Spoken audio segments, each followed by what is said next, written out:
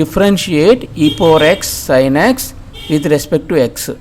So మనం దీన్ని ఇలా రాద్దాం, D by dx of e power X sine X కింద రాద్దాం. సో ఇది ఏ రూపంలో ఉంది, D by dx of U V. ఈ ఫార్ములా మనకు తెలుసు already. So D by dx of U V is equal to ఎలా రాసుకుంటాం, D by dx of U V formula. So D by dx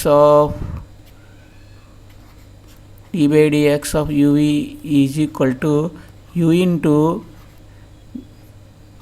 D by dx of V plus V into D by dx of U. So ఇలా రాస్తున్నాం కదా. ఇప్పుడు ఇది same అంటే ఇది D by dx of e power X sine X అనేది మనకి D by dx of U V రూపంలో ఉంది.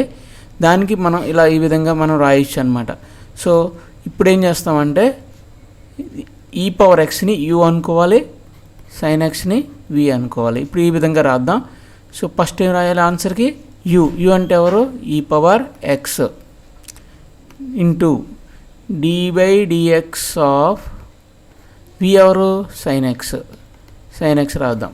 నెక్స్ట్ మళ్ళీ వి ఎవరు, సైన్ ఎక్స్ మళ్ళీ ఇంటూ డి బై యూ అంటే d by dx of e power x. So ఇప్పుడు ఏంటంటే ఫైనల్గా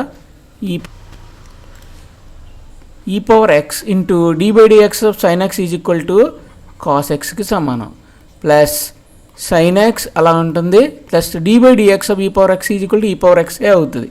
సో టోటల్గా మీకు మనకి ఈ పవర్ ఎక్స్ రెండింటిలోంచి కామన్ తీస్తే cos X plus sine X అవుద్ది.